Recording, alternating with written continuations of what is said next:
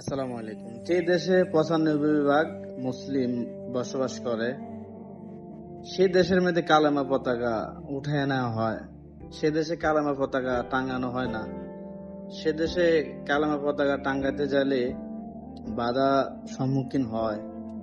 অথচ ভিনদেশী যে পতাকা, ভিনদেশী যে ফ্ল্যাগ গুলো ওড়ে, এগুলোতে কোনো বাধা নাই আইন শৃঙ্খলা বাহিনীর কাছে। যে কালেমা পড়ে একজন মুসলিম দাবি করতে পারি আমরা, কিংবা যারা দাবি করে, ওইটা তো আমাদের ইসলামের স্তম্ভ।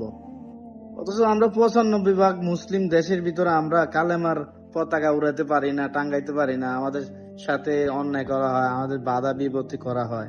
এগুলো কি ভাই? তাহলে মুসলিম দেশের আর কি দরকার আছে? এগুলো তো ইন্ডিয়া হয়, তাই না? তারা মাংস খেতে পারে না, আমাদের মুসলিম ভাইরা গোস্ত খাইতে পারে না, তারা গরু জবাই করতে পারে না, তাদেরকে গ্রেফতার করা হয়, তাদেরকে নির্যাতন করা হয়।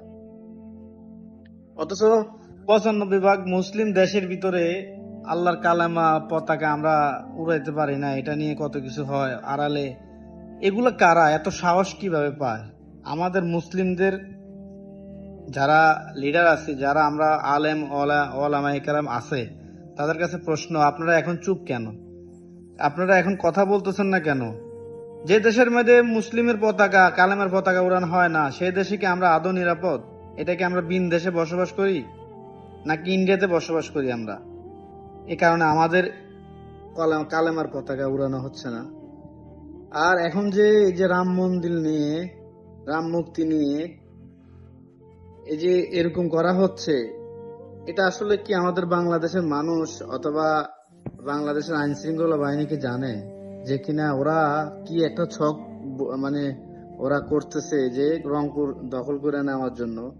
শুধুমাত্র রংপুরে কেন এত বড় একটা মুক্তি বানানো হবে? আর আপনারা জানেন আমাদের মসজিদ, আমরা মসজিদ নির্মাণ করি মুসলিমরা আবাদত বন্দেগী করার জন্য, এটা আলাদা একটা নির্দিষ্ট জায়গা থাকে।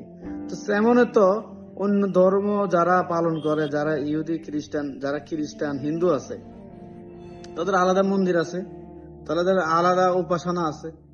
ওই জায়গায় ওরা করবে, ওই জায়গায় ওদের মুক্তি বানাবে, ওই জায়গায় ওরা পূজা করবে, এটা কোনো সমস্যা নাই। কিন্তু প্রকাশ্যে এত বড় মন্দিরের এত বড় রাম মুক্তি বানাবে কেন? কেন ভাই? আমরা কোন দেশে আছি? তার মানে কি ইন্ডিয়া চক্রান্ত এগুলো হইতেছে না? এত বড় সাহস, এত বড় আর্থিক সহযোগিতা কোথায় পায়? প্রশ্ন আমার এই আইন শৃঙ্খলা বাহিনীর কাছে। সবাই একটু ভিডিওটা শেয়ার করে দিবেন।